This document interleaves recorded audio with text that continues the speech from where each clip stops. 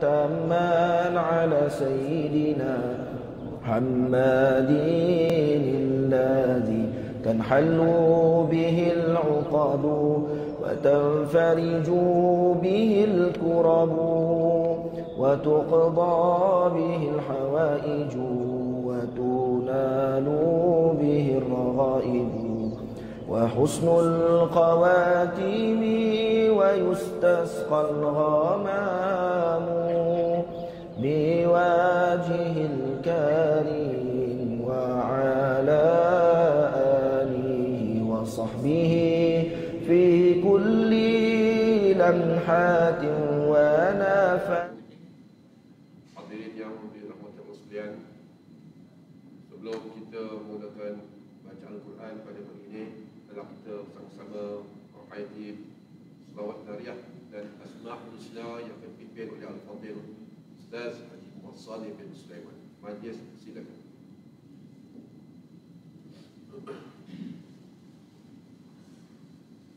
Allahumma salli salatan kamilatan wa sallim salaman tamman ala sayyidina Muhammadin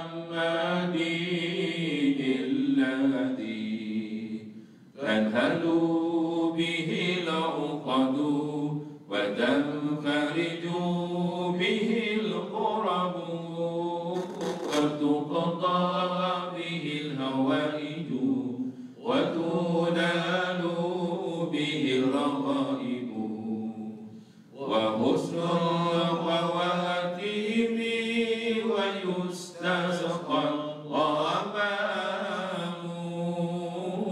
بوجهه الكريم وعلى آله في كل لمحة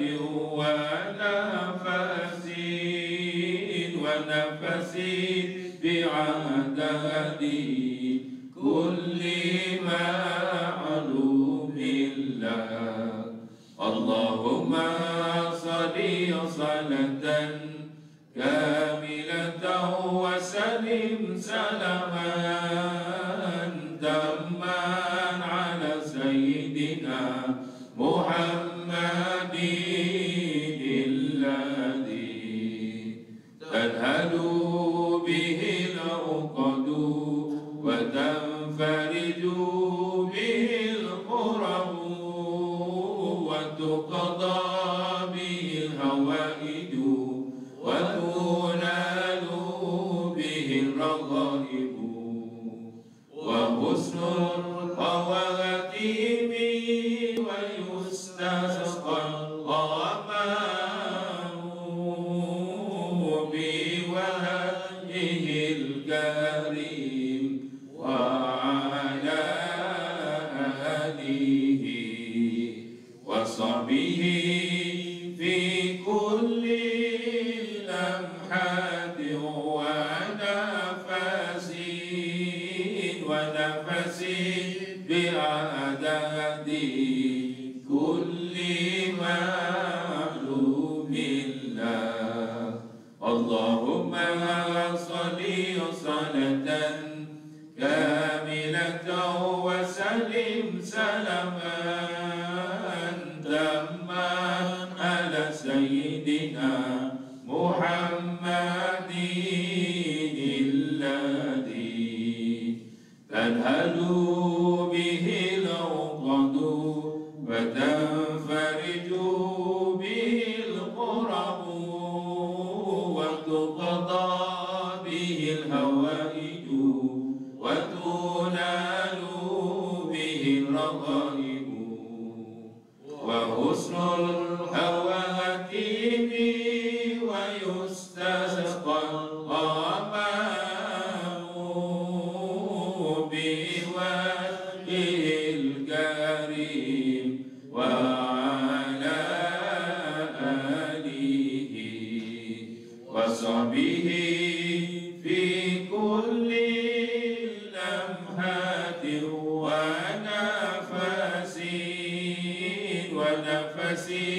بعدد كل معلوم لها. اللهم صل وسلم وبارك عليه. نسألك يا من هو الله الذي لا إله إلا هو الرحمن الرحيم الملك القدوس السلام المؤمن المهيمن العزيز الجبار المتكبر الخالق البارئ المصور الغفار القهار الوهاب الرزاق الفتاح العليم القابض الباسط الخافض الرافع المعز المذل السميع البصير الحكم العدل اللطيف الخبير الحليم العظيم الغفور الشكور العلي الكبير الحفيظ المقيت الحصيب الجليل الكريم الرقيب المجيب الواسع الحكيم الودود المجيد الباعث الشهير الحق الوكيل القوي المتين الولي الحميد المحصي المبدع المعيد المحيي المميت الحي القيوم الواجد الماجد الواحد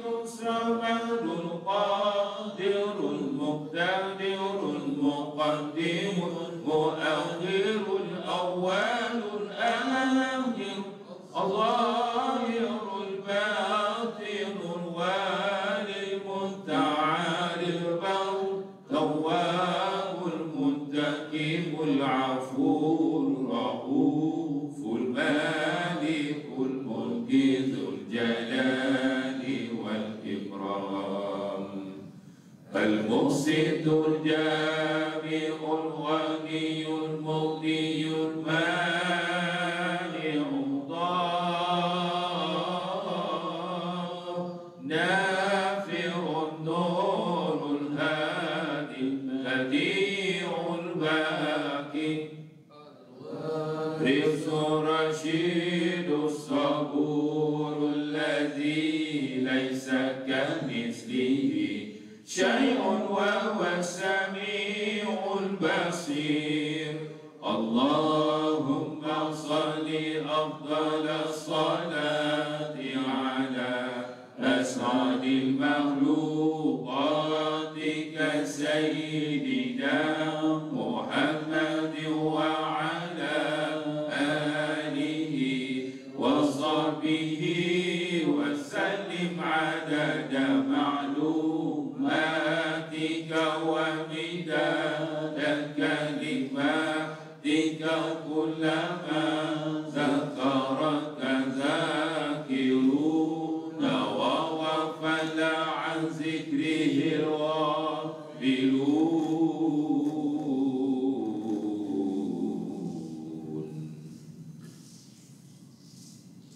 Assalamualaikum warahmatullahi wabarakatuh. Bismillahirrahmanirrahim. Alhamdulillahi rabbil alamin. Wassalatu wassalamu ala asyrafil mursalin wa ala alihi wa sahbihi ajma'in. Yang dihormati Ketua Jabatan, Ketua Bahagian Al-Fadil Ustaz Haji Muhammad Hambali bin Abdul Rahman Al-Hafiz, seluruh warga Bandar Raya Johor Bahru yang dirahmati Allah Subhanahu wa taala sekalian. Alhamdulillah, syukur kita kehadiran Allah Subhanahu wa taala. Pada pagi ini dapat kita bersama-sama hadir dalam program membudayakan Al-Quran dan tazkirah yang akan sama-sama kita baca sebentar lagi. Mudah-mudahan kehadiran kita pada pagi yang penuh barakah ini semoga Allah akan himpunkan kita sekalian bersama dengan golongan orang yang saleh dan saleh. Amin ya rabbal alamin. Hadirin yang dirahmati Allah sekalian, pada pagi ini kita akan menyambung surah Al-Baqarah mulai ayat yang ke-238. Manakala terjemahnya pula akan disampaikan oleh Cik Samsul. Majlis, silakan.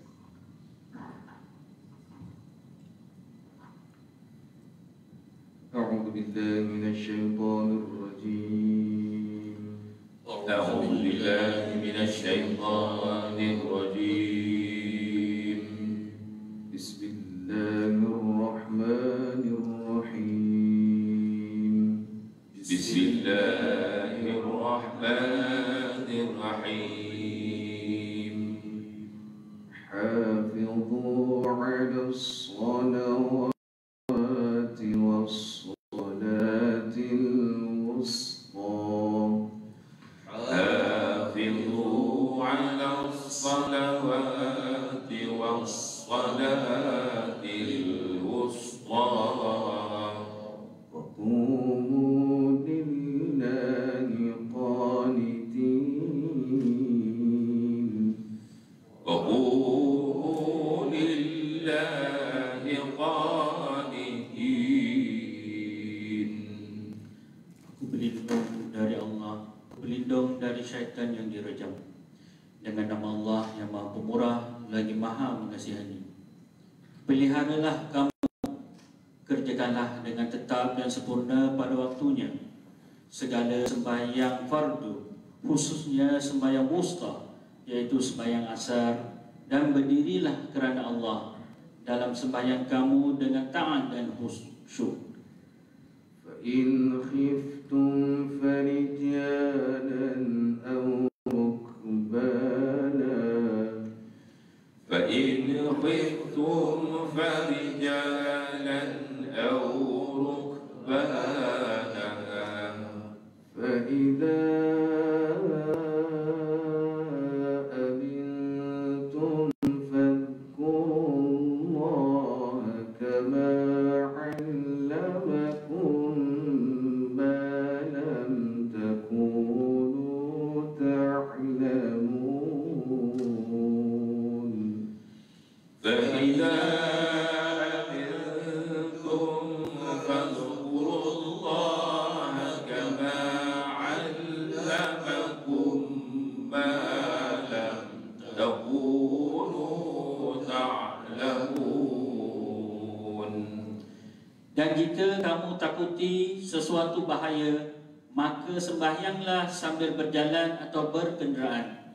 Kemudian apabila kamu telah amat sentosa, maka hendaklah kamu mengingati Allah dengan mengerjakan sembahyang secara yang lebih sempurna, sebagaimana Allah telah mengajar kamu apa yang kamu tidak mengetahuinya.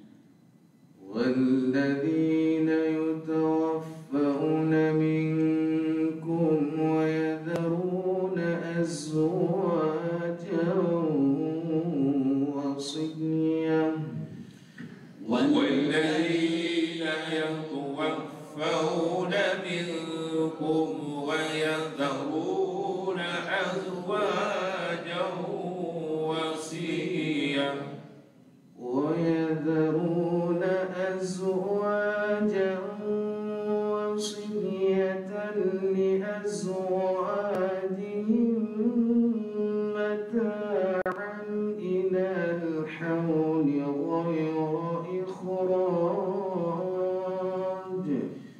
ويذرون أزواجا وصية لأزواجهم متاعا إلى الحول غير إخراج فإن خرجن فلا جناح عليكم فيما فعلن في أنفسهن من معروف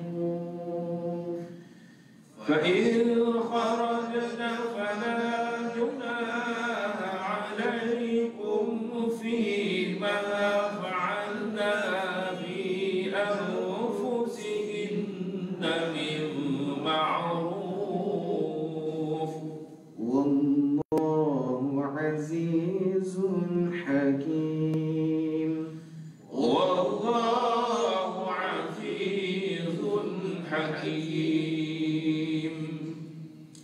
Dan orang-orang yang hampir mati di antara kamu serta meninggalkan isteri, hendaklah berwasiat untuk isteri-isteri mereka, iaitu diberi nafkah sagu hati, iaitu makan, pakai dan tempat tinggal hingga setahun lamanya, dengan tidak disuruh pindah dari tempat tinggalnya. Kemudian jika mereka keluar iaitu dari tempat tinggalnya dengan kehendaknya sendiri, maka tidaklah kamu bersalah, wahai wali warisi mati, mengenai apa yang mereka iaitu isteri-isteri itu lakukan pada diri mereka dari perkara yang patut, iaitu yang tidak dilarang syarak itu. Dan ingatlah, Allah Maha Kuasa lagi Maha Bijaksana. وللمطلقات متاع بالمعروف حقا على المتقين وللمطلقات متاع بالمعروف حقا على المتقين. Dan isteri-isteri yang diceraikan berhak mendapat mut'ah, iaitu pemberian sagu hati dengan cara yang patut, sebagai satu tanggungan yang wajib atas orang-orang yang takwa. كذلك يبين الله لكم آياته لعلكم تعقلون. كذلك يبين الله لكم آياته لعلكم تعقلون. Demikianlah Allah menerangkan kepada kamu hukum-hukumnya supaya kamu memahaminya. ألم تر إلى الذين خرجوا من ديارهم وهم ألوف حذر الموت فقال لهم الله ألم تر إلى الذين خرجوا من ديارهم وهم ألوف حذر الموت فقال لهم الله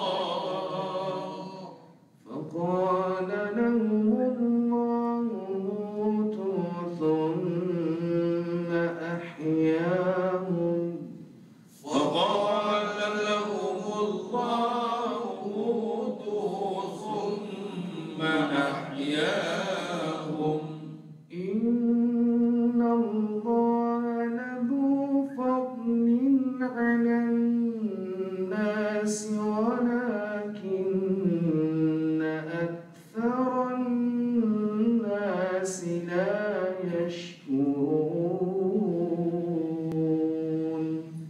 إن الله لذو فضل على الناس ولكن أكثر الناس لا يشكرون.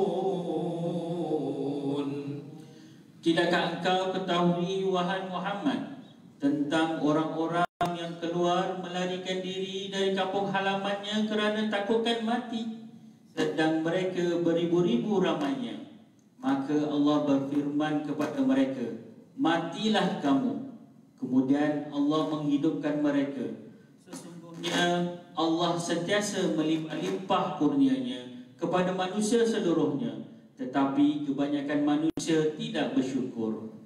وقاتلوا في سبيل الله واعلموا أن الله سميع عليم. وقاتلوا في سبيل الله واعلموا أن الله سميع عليم. Dan berperanglah kamu pada jalan Allah kerana mempertahankan kebenaran agamanya, dan ketahuilah sesungguhnya Allah Maha mendengar lagi Maha mengetahui. من ذا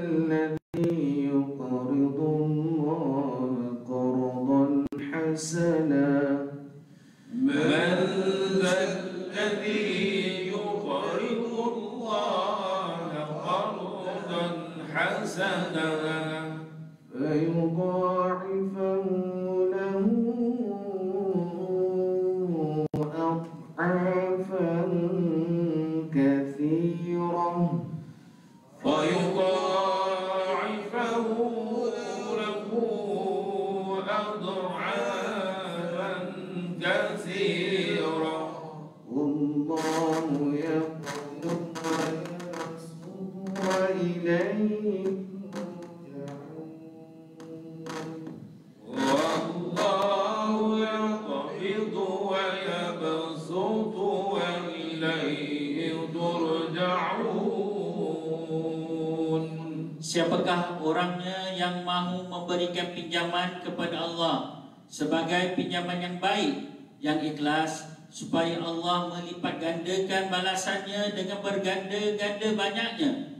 Dan ingatlah, Allah jualah yang menyempit dan meluaskan pemberian rezeki. Kepadanya lah kamu semua dikembalikan.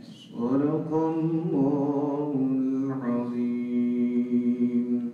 Sadaqallahul azim.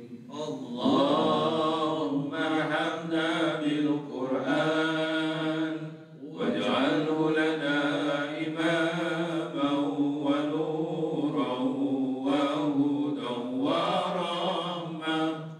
Allahumma zakkirna minhu ma nusina wa 'allimna minhu ma jahilna warzuqna tilawatahu ana al-layli wa atrafan nahar waj'alhu lana hujjatan ya rabbal alamin.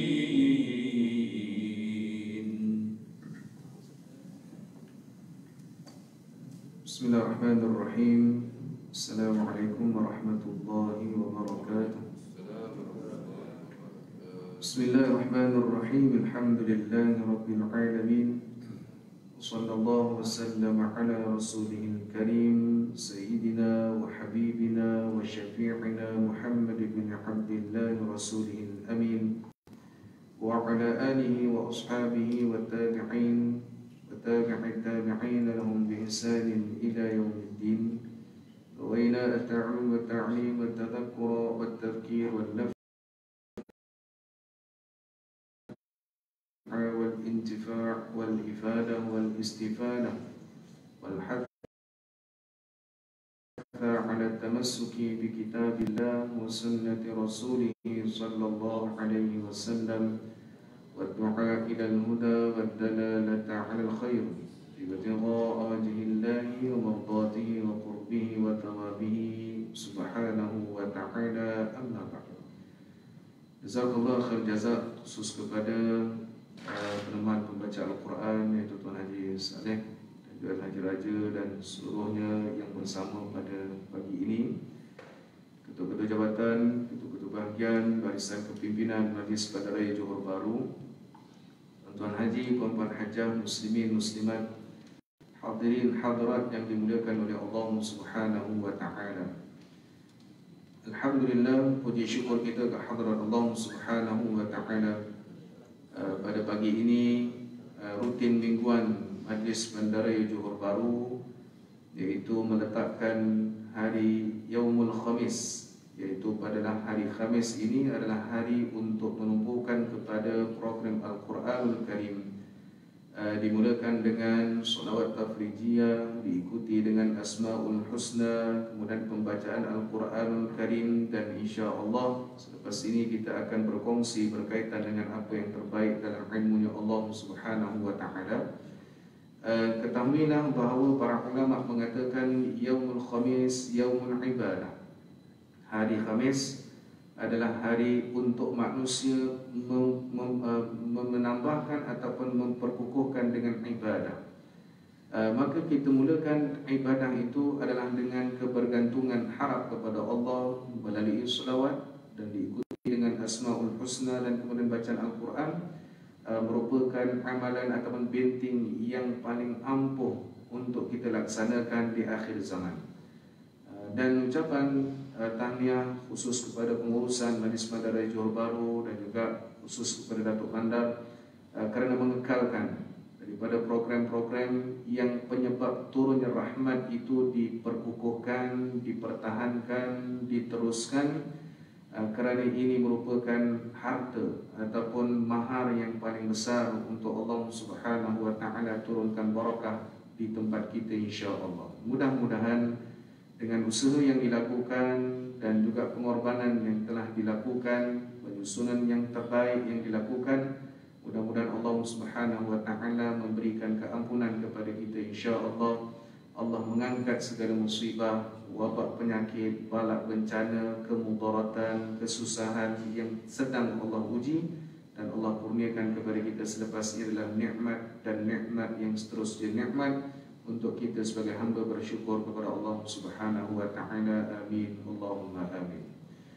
Muslimin muslimat, hadirin hadirat yang dimuliakan oleh Allah Subhanahu wa taala, insyaallah pada pagi ini kita akan berbicara satu perbahasan yang dibahaskan oleh para alim ulama khusus kepada ulama mufassir, iaitu membahaskan berkaitan dengan kalimah subhana, iaitu kalimat tasbih yang telah pun dihuraikan dan disusun oleh para alim ulama. Kaitan untuk kita bicara pada pagi ini adalah terkait dengan insya-Allah, iaitu andai panjang umurnya kita akan meraihkan sambutan Isra wal Mi'raj yang insya-Allah akan berlangsung pada hari Isnin malam Selasa, dan insya-Allah pada hari Selasa itu tanggal 27 Rejab. Ingatan untuk kita bawakan, iaitu Allah memperjalankan suatu peristiwa yang Allah mengenengahkan 3 perkara kemuliaan. Yang pertama, Allah Subhanahu wa taala meletakkan akan kemuliaan waktu, iaitu Allah meletakkan kemuliaan waktu untuk Nabi sallallahu alaihi wasallam adalah melalui kepada waktu malamnya, lailan. Dan ini agak menarik kalau dibahaskan kemuliaan waktu yang ingin dibawakan oleh Allah kepada Nabi sallallahu alaihi wasallam terlalu banyak cabangnya. Antaranya adalah waktu malam yang diberkati, dan ketahuilah banyak berlaku perkara yang luar biasa kepada Nabi sallallahu alaihi wasallam. Allah hidangkan kepada Rasulullah adalah pada waktu malam. Dimulakan dengan wahyu pertama, suratul Alaq diturunkan pada waktu malam. Al-Quran diturunkan daripada Lauhul Mahfuz ke langit dunia pada waktu malam. Allah Subhanahu wa taala memperjalankan Nabi sallallahu alaihi wasallam dalam peristiwa Isra wal Mi'raj pada waktu malam. Ini menunjukkan kepada kita pada waktu malam adalah waktu yang akan mendapatkan kurniaan Allah yang maha besar dan luar biasa. Ya, ini pemberian Allah secara khusus tidak memerlukan waktu. Tetapi untuk manusia kita memerlukan waktu yang telah Allah Subhanahu wa taala muliakan, iaitulah Allah sedang muliakan pada waktu malam, dan Allah muliakan pada bulan Isra wal Mi'raj ini, iaitu bulan Rajab, adalah untuk memperjalankan baginda Nabi sallallahu alaihi wasallam.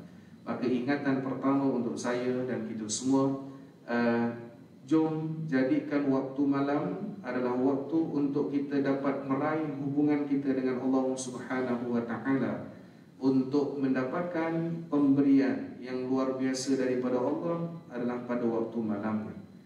Dan kemudian yang kedua, kemuliaan yang Allah Subhanahu wa taala berikan kepada kita di dalam peristiwa Al-Isra wal Mi'raj adalah tentang kemuliaan tempat.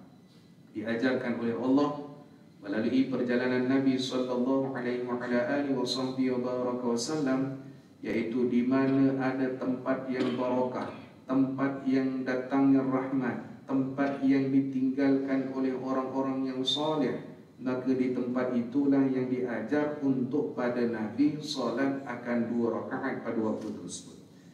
3 tempat utama yang diletakkan oleh Allah kepada Rasulullah SAW, iaitulah antaranya di Madian, itu di tempatnya Nabi Allah Musa AS, dan dalam riwayat yang lain di tempatnya iaitu Tur Sina, dan antara yang lain adalah tempat kelahiran Nabi Allah Isa AS. Dan tempat yang diletakkan untuk Nabi SAW salat adalah Tayyibah, iaitu di Madinatul Munawwarah. Isyarat Isra wal Mi'raj untuk kita pada hari ini, tuan-tuan muslimin muslimat, kita berada di fasa akhir zaman. Jom kita ambil tempat-tempat yang barakah sebagai tempat perlindungan kita pada hari ini. Tempat yang diturunkan rahmat masjid khususnya, tempat yang diturunkan rahmat surau, tempat diturunkan rahmat majlis ilmu, tempat diturunkan rahmat pembacaan Al-Quran, tempat diturunkan rahmat adalah majlis zikir, tempat diturunnya rahmat adanya orang-orang soleh. Maka tempat-tempat inilah yang sepatutnya kita perlu ubah dengan tren yang di zaman kita, iaitu dengan berlakunya tren yang hari ini orang semakin seronok dengan nyanyian. Maka untung kita termasuk daripada ghuraba, orang yang asing, iaitu untuk duduk di tempat yang diturunkan rahmat oleh Allah Subhanahu wa taala. Ini bukti dalam peristiwa Isra wal Mi'raj, Nabi diletakkan akan kemuliaan tempat, disuruh solat dan disinggahkan tempat-tempat yang diturunkan rahmat oleh Allah Subhanahu wa taala kepada baginda Rasulullah SAW.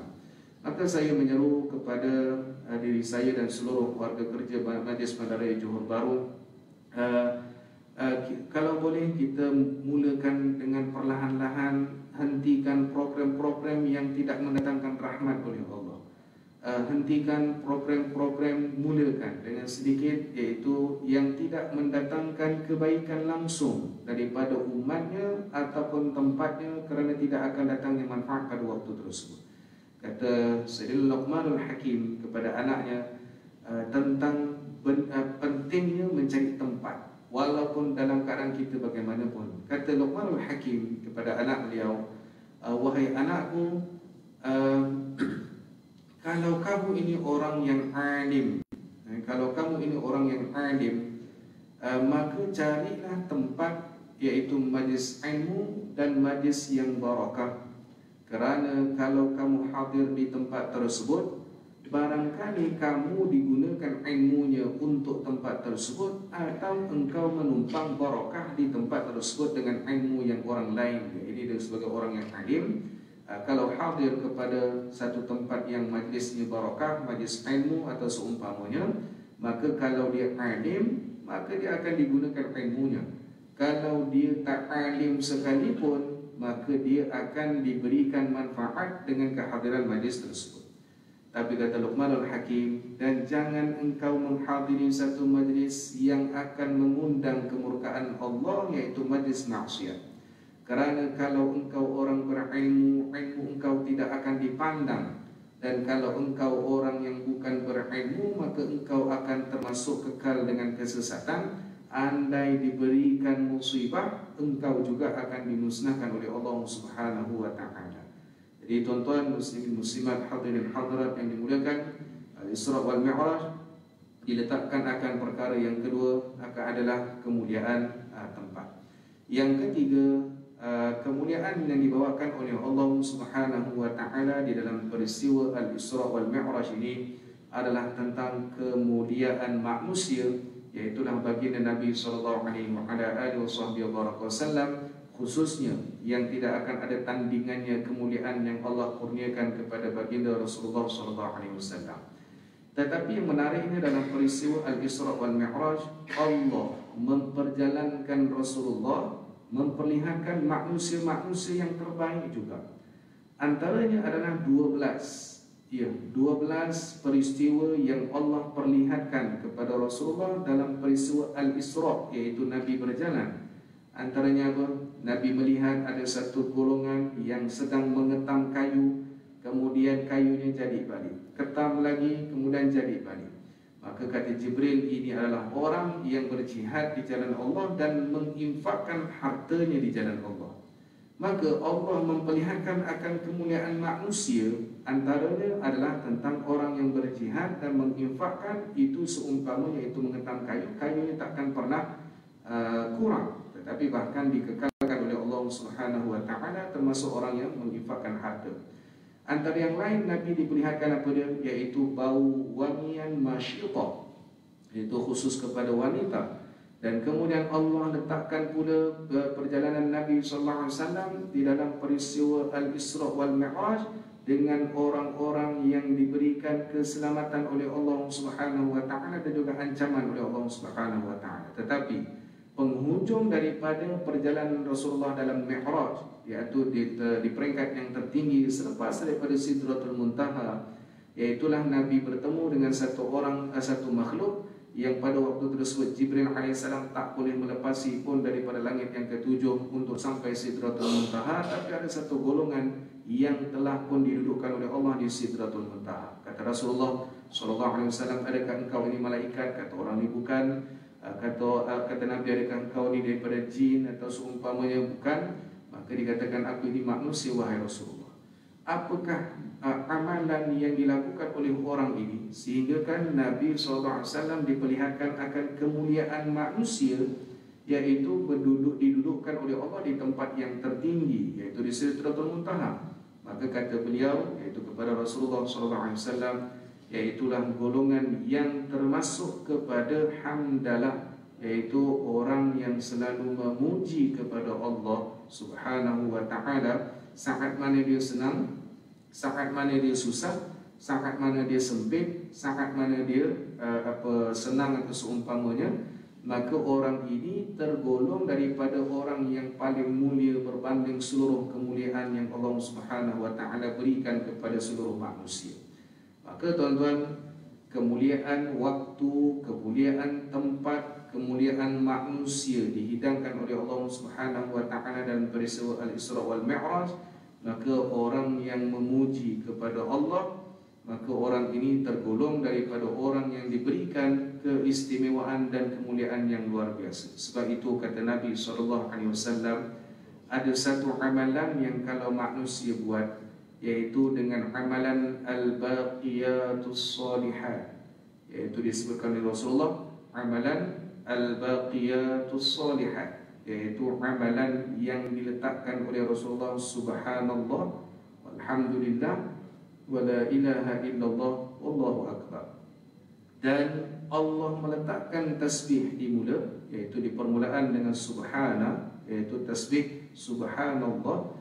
Allah memperindah ayat Al-Quran dengan kemuliaan tasbih. Ini kita tak cerita tentang tahmid, tahlil dan takbir, tetapi ingin kita ceritakan tentang tasbih dan kaitannya tentang subhana di dalam surah Al-Isra, yang mungkin kita ini sebagai pengulangan, bukan perkara yang baru. Allah Subhanahu wa ta'ala menyebutkan perkataan tasbih di dalam Al-Quran ini dengan 4 cara. Yang pertama dengan dimulakan fa'lul madhi, yaitu dengan sabbaha. Kemudian diikuti dengan fa'lul mudhari' yusabbihu, diikuti dengan masdar subhana, dan kemudian ditutupi dengan yang keempat fa'lul amar, yaitu sabbih. Maka ada sabbaha, yusabbihu, subhana, dan juga sabbih. Daripada 4 ini, Allah nak isyaratkan kepada kita, tuan-tuan, perkara yang ini ditafsirkan oleh Imam Fakhruddin Ar-Razi rahimahullah, sangat menarik perbahasannya, yaitu berkaitan dengan apa dia? 4 tadi ini, yaitu sabbaha, yusabbihu, subhana, dan juga sabbih. Baik, apa kaitan tasbih ini kepada umat? Yaitu Allah suruh kepada manusia bertasbih. Fi'lul madhi ini dalam bahasa Arab yaitu perkara yang dah lepas. Allah kata sabbaha lillahi ma fis samawati wa ma fil ard. Maha suci engkau ya Allah yang telah menjadikan langit dan bumi. Perkara yang lepas, berlakunya pujian daripada makhluk kepada Allah, yaitu dengan berlakunya penciptaan langit dan bumi.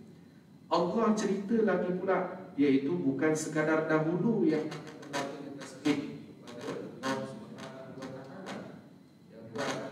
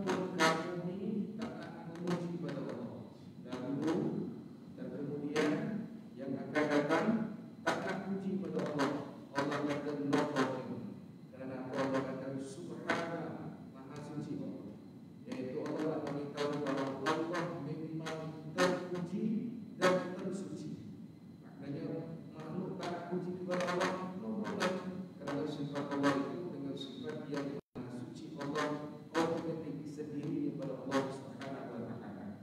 Dan akhirnya Allah letakkan kepada kita dengan tasbih, yaitu arahan untuk bertasbih kepada Allah Subhanahu wa taala.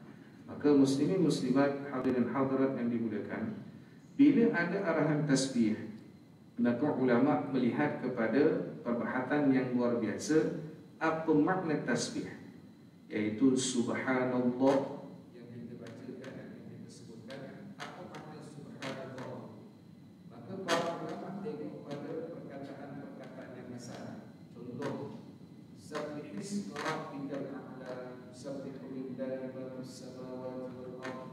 Maka kalimat sabbaha, sabbihi, kemudian sabbihu, subhana akan menjadikan kepada satu amalan yang dinamakan dengan tasbih. Maknanya semua tadi ini ada satu amalan yang disebutkan dengan nama tasbih.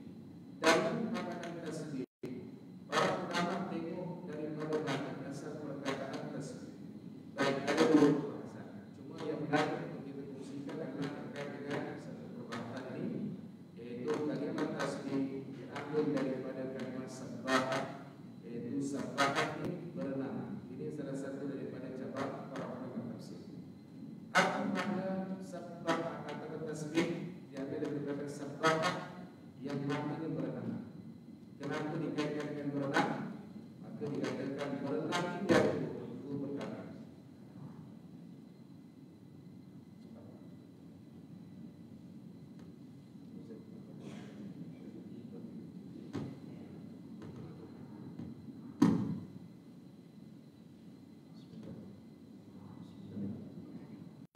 Okey, baik. Assalamualaikum. Okey, sikit. Biasa mikrofon aja saling atau dia saling sambung. Baik. Kalimat sabah, okey, kalimat sabah ini iaitu kalimat yang bermakna adalah berenang. Baik, dalam kaedah berenang, kalau kata ulama ada dua. Satu, berenang itu dia akan sentiasa meletakkan dirinya berada di atas, maksudnya mesti teratur. Okey, kalau istilah berenang, keadaan badan mesti teratur. Kalau tenggelam itu bukan berenang lagi. Satu. Yang kedua, berenang ini dia berpindah.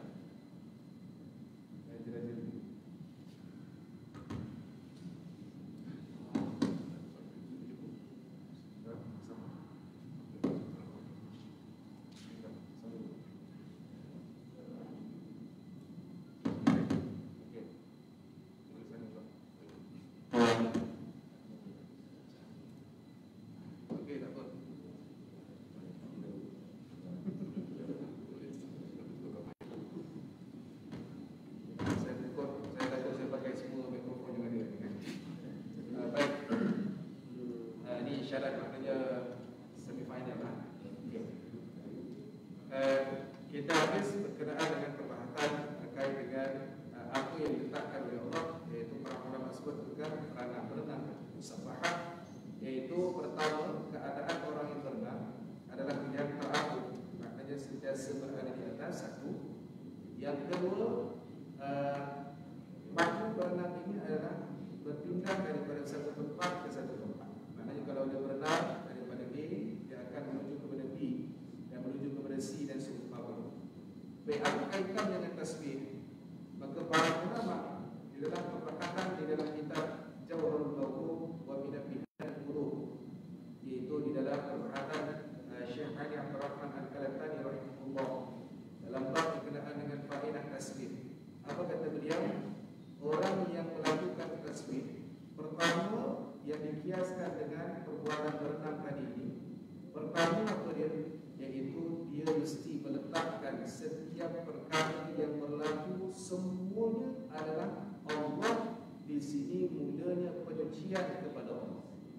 Selagi mana manusia asyik sebut tentang aku yang buat, ni aku yang punya, aku yang laksanakan, aku yang baca, aku yang susun, aku yang atur, aku yang sempurnakan, aku, maka ulama kata belum lagi sempurnanya tasbih kepada Allah. Dan bila mana belum berlakunya tasbih, maka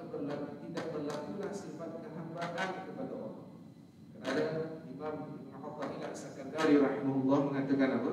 Iaitu orang yang belum lagi mengiktiraf Allah sebagai jalannya, maka dia belum lagi menjadi hamba kepada Allah. Hatta contoh hari ini kita pakai handphone, kita bawa kereta, kita pakai pakaian, kita ada rumah dan semua yang ada itu, dan akhirnya kita mengatakan semua itu kita yang punya, maka ketahuilah kita belum menjadi hamba Allah dan belum lagi menyucikan kepada Allah Subhanahu wa taala. Maka tuan-tuan, benda ini sangat berat dan susah untuk kita buat. Khusus pada saya dan tuan-tuan adalah orang yang soleh, ini paling mudah untuk dilakukan. Tapi inilah yang digambarkan oleh para ulama, yaitu menilai, melihat sesuatu itu dengan penyucian yang dinampak adalah Allah Subhanahu wa taala semata-mata. Sebab itu di dalam satu perbahasan yang lain, di dalam syarah kepada Al-Arba'in An-Nawawiyah, yaitu yang dibawakan dalam perbahasan kitab Imam Al-Jurdani rahimahullah, yaitu dikatakan ada satu matlamat manusia untuk menyucikan Allah Subhanahu wa taala, yaitu apa dia? Saat mana dia melihat Allah sebelum sesuatu berlaku, ataupun dia melihat kepada Allah selepas sesuatu berlaku, penyucian kepada Allah itu berlaku, maka benarlah tasbihnya kepada Allah. Maka kalimah subhana dalam suratul Isra ini bukan semata-mata Allah nak sebut subhana, tidak. Tetapi yang Allah nak apa dia? Tolong wahai hamba aku, kata Allah. Nak katanya Allah nak beritahu, wahai hamba-Ku, tolong sucikan aku dengan sesuci-sucinya. Iaitu apa dia? Meletakkan Allah dalam setiap perkara, meletakkan Allah dalam setiap perbuatan, dan meletakkan Allah dalam semua empunya apa yang ada pada kita. Sebab itu kalau tengok bangunan, di bangunan yang kita ada, rumah yang kita ada, kenderaan yang kita ada, pakaian yang kita ada, kalau sampai satu fasa hilang contohnya satu kenderaannya ataupun satu dia punya pakaiannya, dan mengatakan bahawa itu adalah hak Allah, Allah tarik balik, ada zuriat, kemudian meninggal dunia, kemudian diuji dengan sedemikian dan mengatakan bahawa ini haknya Allah, Allah nak ambil balik, maka ulama kata orang yang sedemikian termasuk daripada golongan yang telah pun menyucikan Allah, kerana dia berkedudukan yang paling stabil, iaitu kedudukannya meletakkan Allah Subhanahu wa taala dalam semua perkara. Satu. Tasbih yang makna yang kedua ini adalah dengan membawa makna perlu, meletakkan. Ini syarah di dalam kitab Jawharun Nuhub wa Minabihadil Qulub. Dikatakan apa dia? Orang yang berjaya memindahkan satu nama-nama Allah, kedua perbuatan Allah, dan yang ketiga ilmunya Allah, yang daripada salah kepada yang betul, itulah namanya tasbih. Sebagai contoh, sifat Allah Subhanahu wa taala, nama-nama Allah yang kita bacakan tadi dalam Asmaul Husna, contoh salah satunya Allah Maha Pemberi, yaitu Al-Wahhab. Allah Subhanahu wa taala sifatnya yang Maha Memberi, bermakna pemberian Allah itu terpulang kepada ilmunya Allah, ta'alluqnya Allah, apa sahaja daripada kudratnya Allah. Maknanya pemberian itu haknya Allah. Andai seseorang, contoh, dia minta pada Allah kan banyak kali, dia minta banyak kali apa dia, iaitu supaya dia senang, supaya dia dalam keadaan mudah, ataupun minta pada Allah kaya lah. Minta kaya tu sejak akil balik sampai ke pencin tak kaya-kaya. Daripada akil balik tu dia tahu dah dalam kuliah, oh minta pada Allah nak kaya, tapi Allah tak bagi pada kekayaan pada kita. Sedangkan Allah tetap memberi, kerana sifat Allah, asma Allah tadi, Allah Maha Pemberi. Maka sifat pemberi Allah tadi kita tak boleh samakan dengan pemberian manusia kepada kita. Iaitu kita kalau jumpa manusia, kita minta, manusia tadi akan tunaikan apa yang kita minta. Sedangkan sifatnya Allah yang Maha Pemberi itu berlaku kepada ilmunya Allah. Dan Allah punya ilmu takkan berubah sama sekali dengan kudrat dan ketetapan Allah. Contoh, Allah tahu dah Tuan Haji Saleh kita ni, dia akan pakai baju warna ni warna apa je? ungu. Haji sana dia tak tahu warna apa. Kan? Contohlah warna ungu ni dan samping ungu ni. Allah tahu dah Haji Saleh confirm akan pakai baju ni hari Khamis pukul berapa sampai pukul berapa. Allah punya ilmu takkan pernah salah. Yang salah kepada ilmunya kita. Maknanya contoh, ni kalau kita tanya lah kan, semalam Haji Saleh nak pakai baju ni ke? Tak, tak tahu dia jaga hati aku ke apa ke kan. Tapi nak katanya kita tak tahu yang kita nak pakai baju apa pada hari esok. Akhirnya kita meletak dalam set kita, oh baju ni lah kot, tukar pula baju yang lain. Ini namanya apa? Ilmu manusia. Dia terbatas kepada apa yang sedang berlaku di hadapan. Tapi untuk Allah, Allah tahu anytime. Allah tahu bila-bila masa. Allah tahu pada akan datang. Allah tahu sampai pada kiamat. Allah tahu dan seluruh pengetahuan Allah itu takkan pernah berubah. Kerana Allah bersifat dengan sifat maha ilmunya Allah, pastinya tidak akan memenuhi kekurangan. Maka Allah punya maha pemberi. Allah tahu bila nak diberikan kepada manusia. So, andai manusia tadi meletakkan sifat doa ni kepada Allah dan menyucikan sifat nama-nama Allah, contoh nama Allah tadi yang Maha Pemberi, maka dia tahu dah yang Allah nak bagi ni confirm ini yang terbaik. Confirm ini yang terbaik. Kita minta ni Allah bagi yang lain. Kita minta ni Allah tak bagi lagi pun. Kita minta ni Allah bagi yang lain. So apa sahaja pemberian selepas kita minta kepada Allah, itu yang Allah beri. Saat mana orang tadi memindahkan daripada kekurangan Allah, iaitu kenapalah Allah ni tak nak letakkan aku ni sekian-sekian, kenapalah Allah tak nak doakan apa, kabulkan doa sekian, berubah kepada inilah yang terbaik Allah telah tetapkan dengan sifat maha apa namanya Allah. Maka orang yang memindahkan sesuatu kekurangan nama-nama Allah pada dirinya kepada keagungan, maka ini dinamakan tasbih. Itu contoh bab nama. Apatah lagi contoh bab perbuatan. Perbuatannya Allah komplit yang terbaik. Perbuatan Allah pemberian. Tadi Allah maha pemberi dengan perbuatan pemberian Allah.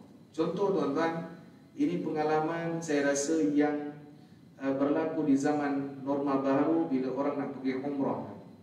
Orang yang nak pergi umrah pada sesi kali ini, yang pertama dia tak perlu untuk bersungguh-sungguh memahami ilmu umrah, kerana yang dia perlu kaji adalah pada teknikal yang berada di perjalanan. Contoh, saya ambil contoh betapa susahnya teknikal yang kita nak siapkan.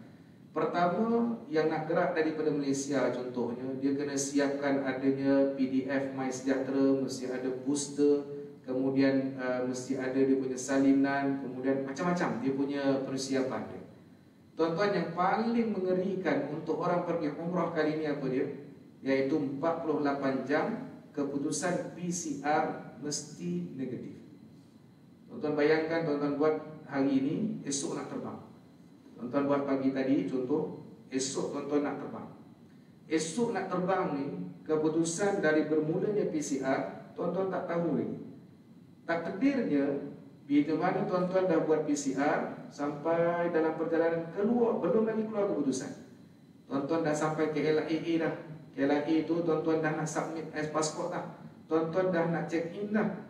Takdir keluar keputusan waktu tersebut adalah positif. Tuan-tuan bayangkan, dah lah nak pergi dah ni. Salam dah dengan sahabat-sahabat kita, salam dengan saudara mara kita dah. Naik bas sampai ke LIA, keputusan positif.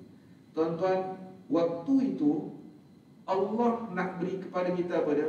Maknanya Allah belum izinkan kita untuk menjadi tetamunya pada waktu tersebut. Kita pandang teknikal dia, memang teknikalnya positif. Tetapi takdir banyak berlaku. Contoh baru-baru ni bersembang dengan mak dan ayah saya. Ada satu jemaah mak dan ayah saya memang tak dapat nak pergi. Dan bila mana tak dapat pergi, suami dia pun tak nak pergi. Yang positif isterinya. Suami dia kata tak apa, saya pun tak nak pergi. Maka dua-dua ni pun tak pergi, balik ke rumah.